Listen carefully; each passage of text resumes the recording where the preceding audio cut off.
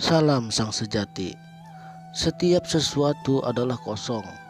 Maksudnya ialah setiap benda termasuk kita adalah kosong pada hakikatnya.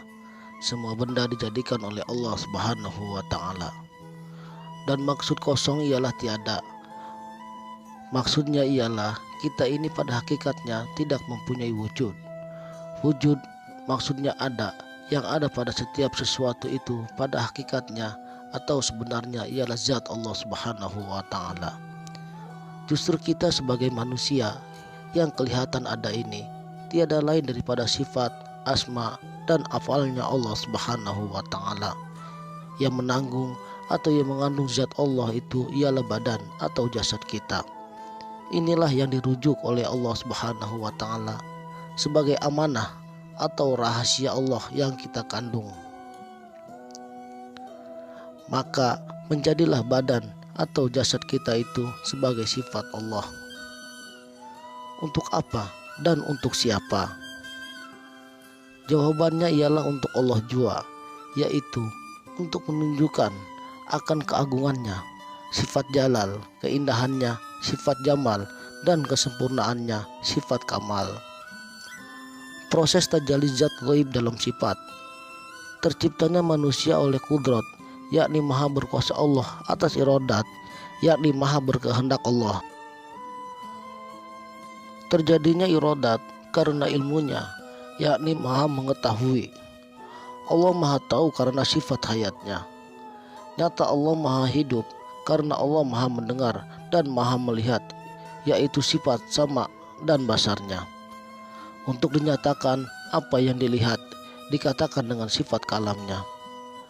Kata-kata Allah yang hak ialah kun, atas perintah zat. Kalam mengatakan hanya sama, yang mendengar, basar belum lagi melihat. Oleh karena basar belum melihat, zat memerintahkan kalam menyatakan fayakun, yakni terjadi. Maka terjadilah manusia dan barulah basar melihat manusia itu.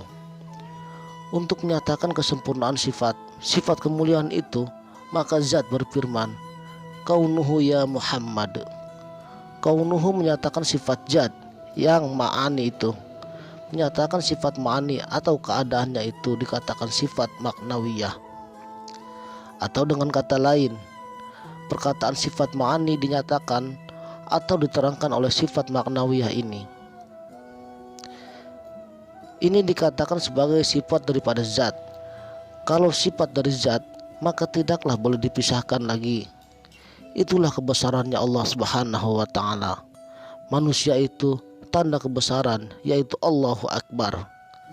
Ternyata perkataan Allahu Akbar itu menunjukkan 7 sifat ma'ani yang agung yang digelar hakikat Muhammad sallallahu alaihi wasallam.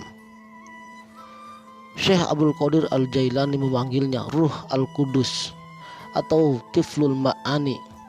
Itulah nyawa kita yang dipanggil sir, yang bersifat Rabbaniyah atau ketuhanan. Sebab ia daripada Allah dan senantiasa berhubungan dengan Allah Subhanahu wa ta'ala. Syekh Abdul Qadir Al-Jailani pun mengatakan bahwa Ruh Al-Qudus itu bersifat jasad, tetapi ianya adalah nur atau cahaya yang tidak boleh kita lihat dengan mata kepala.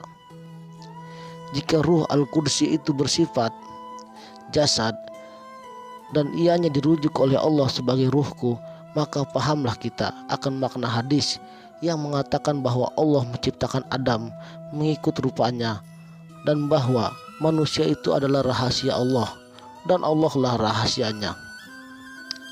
Nabi Shallallahu alaihi wasallam bersabda, Araftu Rabbi bi Rabbi, hanya Allah lah yang mengenal Allah.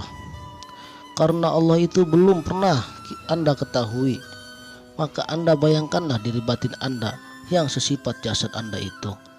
Lihatlah cermin, dialah yang menjadi imam Anda ketika Anda sholat. Maka jadilah sholat Anda seperti mana yang dikatakan oleh Arifin Billah. Yang disembah itulah yang menyembah, dan yang menyembah itulah yang disembah. Sebagaimana firman Allah dalam hadis kursi, Al-insanu sirri wa anna sirruhu. Manusia itu adalah rahasiaku dan akulah rahasianya. Inilah hakikat zat dan sifat antara empunya bayang dengan bayang, antara yang melihat dan yang dilihat. Apakah itibar kepahaman yang dapat diambil di dalam video ini? Mari kita ambil perbandingan antara aku dan diriku, maka ketemulah akan hakikat itu. Yang akan ketemu adalah bahwa Tuhan dan hamba itu esa. Dengan dalil la tataharraku zahratun illa biiznillah, tidak bergerak satu zarah pun tanpa seizin Allah. Dan lagi para arifin billah menegaskan, man arafa nafsahu faqad arafa rabbahu, faqad arafa rabbahu fasadal jasad. Barang siapa mengenal dirinya, niscaya dia akan mengenal Tuhannya. Dan barang siapa yang mengenal Tuhannya, binasalah jasadnya.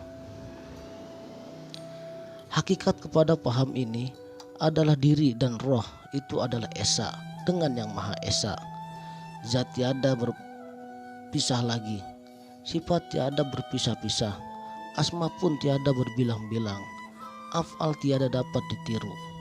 Satu zat esa namanya, satu sifat ahdah namanya, satu asma wahdiyah namanya, satu af'al wahdaniyah namanya. Gerak yang terjadi itu adalah mufakat zat, sifat, asma, dan af'al Allah Subhanahu wa ta'ala. Jadi yang bergerak itu adalah perbuatan zat pada wujudiyah. Bergerak atas sifat qadirun dan muridun, bergerak atas rahasia asma-asma yang ditanggung, bergerak atas hakikat. Allah adalah zat yang maha hidup, tempat bergantung, kekal memiliki perlindungan. Fahamilah betul-betul bahwa yang kita berani akui ialah bahwa diri hakiki itu ialah zat Allah, bukan manusia, bukan diri sendiri, bukan pula jasad, bukan nyawa, tetapi diri hakiki atau diri yang sebenar-benarnya diri. Jasad manusia itu sebenarnya mati. Jasad kelihatan hidup karena dihidupkan oleh sifat nyawa atau ruh. Yang dikatakan ruh itu susah untuk dipahami. Tak banyak orang yang paham dan susah untuk memahamkan orang. Sebab pengetahuan kita berkaitannya amat sedikit. Sebab otak manusia tak dapat memahami apa yang dikatakan sebagai ruh. Perumpamaan Allah Subhanahu wa ta'ala untuk menjelaskan tentang ruh ialah surat An-Nur ayat 35. Mintalah pada Allah beri kepahaman, insya Allah akan memberi penjelasannya. Hayati juga firman-Nya yang bermaksud dialah Allah yang memasukkan siang kepada malam, memasukkan malam kepada siang, memasukkan yang mati kepada yang hidup, dan memasukkan yang hidup kepada yang mati. Allah memberi rezeki tanpa terhitung banyaknya kepada siapa yang dikehendakinya. Siang masuk kepada malam, malam akan menjadi terang benderang. Malam masuk kepada siang, malam itu terus hapus menjadi siang. Yang menerangkan itu ialah nur atau cahaya. Sia itu berbentuk cahaya-cahaya. Yang mati masuk kepada yang hidup, yang mati itu terus hidup. Yang hidup masuk kepada yang mati. Yang mati tadi terus hidup. Yang mati itu jasad, yang hidup itu nyawa atau ruh atau zat Allah Subhanahu wa ta'ala. Rezeki yang tak terhitung, pikir sendirilah.